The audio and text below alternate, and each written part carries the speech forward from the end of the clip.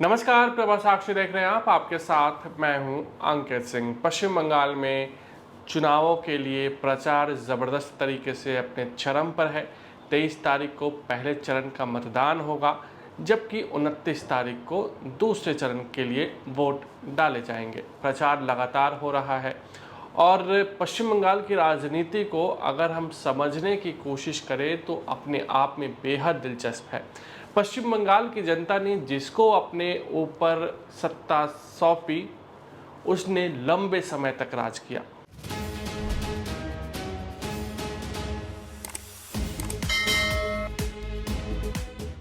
हमने देखा, पहले कांग्रेस ने लगभग 30 से 40 वर्षों तक राज किया। कांग्रेस जब हटी तो 30-35 वर्षों तक वामपंथी शासन रहा और पिछले 15 सालों से ममता बनर्जी की सरकार है। तो पश्चिम बंगाल में ज़बरदस्त तरीके से जिसको भी मिला दिल खोल के मिला, बम्पर मिला। लेकिन क्या इस बार पश्चिम बंगाल में कुछ बड़े बदलाव की आहट है? इसको हम डिकोड करने की कोशिश करेंगे और साथ ही साथ ये हम आपको बताने की कोशिश कर रहे हैं कि इस बार का पश्चिम बंगाल चुनाव के एक्स फैक्टर क्या है। देखिए, अगर आप पश्चिम बंगाल की राजनीति और इस बार के चुनावी नतीजों को समझने की कोशिश कर रहे हैं या समझना चाहते हैं तो सिर्फ आपको 5 एम पर ध्यान रखना होगा। ये 5 एम क्या क्या है?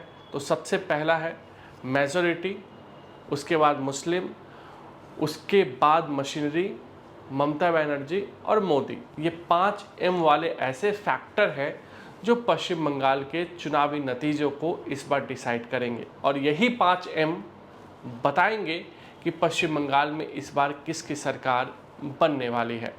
तो सबसे पहले हमने बात की मेजॉरिटी की, यानी कि पहले एम की बात करते हैं। तो वहाँ मैक्सिमम लगभग 65 से 70% जो वहाँ की जनता है वो हिंदू है, मेजॉरिटी है। अब हिंदुओं के मन में क्या चल रहा है? क्या भाजपा का जो कैंपेन है वो हिंदुओं को अपनी ओर आकर्षित कर रहा है? ये बड़ा सवाल है और उनका वोट डिसाइड कर सकता है। लगभग 45% वोट भाजपा को पिछली बार मिल चुके हैं। तो इस बार देखना होगा कि ममता बनर्जी के खिलाफ भाजपा का जो कैंपेन चल रहा है और वहाँ पर जो इस बार लोकल मुद्दों को उठाया जा रहा है और जय श्री राम की जगह काली माता और दुर्गा माता का जिक्र हो रहा है, उससे मेजॉरिटी यानी कि हिंदू वोट क्या बीजेपी के पक्ष में आएंगे? ये बड़ा सवाल है। और अगर 50 से 55% 70 में से बीजेपी के पक्ष में वोट आ जाते हैं तो पार्टी के लिए सत्ता की पकड़ आसान हो सकती है। अब दूसरे एम पर चलते हैं। दूसरा एम मुस्लिम। पश्चिम बंगाल में लगभग 100 सीटें ऐसी हैं जहां पर मुस्लिम फैक्टर एक तरीके से निर्णायक भूमिका में होता है। मुस्लिम मतदाता वहां पर बहुत हैं, कुछ डिस्ट्रिक्ट में तो वो 70% तक हैं। और सीट हमने बताया कि 100 सीट के आसपास तो ऐसे हैं जहां पर मुस्लिम एकदम महत्वपूर्ण भूमिका में है। तो मुसलमानों के मन में क्या चल रहा है? जी हाँ, ये बात सही है कि मुस्लिम हमेशा से ममता बनर्जी के सपोर्ट में खड़े रहे हैं। जब से ममता बनर्जी का राजनीति में उभार हुआ, उससे पहले वो कभी कांग्रेस के साथ रहे, कभी वामपंथी। बीजेपी के साथ तो प्रदेश के मुस्लिम नहीं है, तो बंगाल के मुस्लिम कैसे हो सकते हैं? और मुस्लिम बीजेपी ने एक तरीके से नैरेटिव करने की कोशिश की है कि मुस्लिम अगर है तो घुसपैठिया भी हो सकता है। बीजेपी सारे बंगाली मुसलमान को घुसपैठियों की श्रेणी में नहीं डाल रही है, लेकिन घुसपैठ का मुद्दा बहुत उठा रही है। और ऐसे में मुस्लिमों के बीच में बीजेपी को लेकर जो इनसिक्योरिटी जो रहती है वो पश्चिम बंगाल में भी बढ़ी हुई है। एसआईआर के मुद्दे पर मुस्लिम वोटों में बिखराव भी हो सकता है। भले ही ममता बनर्जी मुस्लिम मतदाताओं के साथ खड़ी रही, मुस्लिमों के साथ खड़ी रही, लेकिन अगर कांग्रेस और वामपंथी दल जो अलग अलग चुनाव लड़ रहे हैं थोड़ा बहुत भी वोट लेने में मुसलमानों का कामयाब हो जाते हैं, क्योंकि एसआईआर के खिलाफ राहुल गांधी सेंट्रल यानी कि केंद्रीय नेतृत्व के खिलाफ आवाज़ उठा रहे हैं। तो राहुल गांधी का भी हम सब जानते हैं प्रायोरिटी इस वक्त किस तरीके से बदला हुआ है।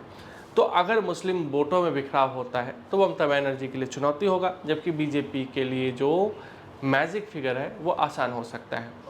तीसरा जो फैक्टर है मशीनरी। आप देखिए ना, सचिव से लेकर जिलाधिकारी और लगभग पुलिस स्टेशन के जो थानाध्यक्ष होते हैं उनका भी पश्चिम बंगाल में तबादला किया गया है। तो जो मशीनरी पर जो सत्ता का प्रभाव होता है उसको कितना कम किया जा सके, इस पर चुनाव आयोग ने निष्पक्ष चुनाव कराने के लिए इस दिशा में महत्वपूर्ण कदम उठाए हैं। और इसका असर भी हमने देखा है कि किस तरीके से लगातार डीएम हो, एसपी हो, सचिव हो, इनका तबादला हुआ है, इनको हटाया गया है। और पश्चिम बंगाल में इसको लेकर राजनीति भी हुई है, ममता बनर्जी भी सवाल पूछती रही हैं इलेक्शन कमीशन से। तो लगता है कि मशीनरी जो कि एक तरीके से प्रभाव में रहता था, उसको थोड़ा कम करने की कोशिश की गई है। चौथा, ममता बनर्जी जो प्रचार कर रही हैं लोकल इशू पर, बाहरी वर्सेस बंगाली एक बार फिर से बनाने की कोशिश कर रही हैं, वो इस बार उनके लिए काम करता नज़र नहीं आ रहा है। लेकिन ये बात भी सही है कि ममता बनर्जी स्थानीय हैं और ममता बनर्जी की पश्चिम बंगाल में ज़बरदस्त पकड़ है, महिलाओं में भी पकड़ है, मुसलमानों में भी पकड़ है। अब ये देखना होगा कि ममता बनर्जी का जो प्रचार है, जो कैंपेन है, वो लोगों को अपनी ओर कितना खींचता है। एक और बड़ी बात ये है कि ममता बनर्जी की सरकार वहाँ पे 15 वर्षों से है। कुछ नाराज़गी ज़रूर है, रोज़गार को लेकर नाराज़गी है, कानून व्यवस्था को लेकर नाराज़गी है, और जो घुसपैठियों का मुद्दा है वो कई जगहों पर पहुँचा है। और लोग भी 15 सालों में ऊब जाते हैं, बदलने के लिए सोचते हैं। तो कई जगह इस तरह की स्थिति भी देखने को मिली है। तो ममता बनर्जी किस तरीके से अपने खिलाफ जो नाराज़गी है उसको कम करने के लिए 70 से आसपास लोगों के टिकट भी उन्होंने काटे हैं। तो अपने खिलाफ जो नाराज़गी है, उनका कैंपेन किस तरीके से चल रहा है, हम सब ने देखा है। और बीजेपी वो आक्रामक है, चुनाव आयोग पर भी आक्रामक है। पांचवा फैक्टर, मोदी फैक्टर, जो हर चुनाव में देश में फिलहाल देखने को मिलता है। और किसी भी राज्य में चुनाव हो, ये वाला यानी कि एम जो फैक्टर है, मोदी फैक्टर, ये हर राज्य में होता है। और बीजेपी जब से केंद्र में आई है, जब से नरेंद्र मोदी का राष्ट्रीय राजनीति में उभार हुआ है, ये एम फैक्टर हमेशा से बीजेपी के लिए काम करता रहा है। तो प्रधानमंत्री नरेंद्र मोदी जिस तरीके से वहाँ चुनावी प्रचार कर रहे हैं, झारग्राम में हमने देखा कि किस तरीके से वहाँ का झाड़ मुरही जो होता है वो उन्होंने खाया और लोगों को ये बताने की कोशिश की कि बंगाली अस्मिता और बंगाली जो भावनाएं हैं, जो संस्कृति है, उसका भी हम कद्र करते हैं। और इस बार बीजेपी की रणनीति पूरी तरीके से बदली हुई है। बीजेपी के लिए जो निशाने पर है वो ममता बनर्जी नहीं है, सिर्फ और सिर्फ टीएमसी की सरकार है।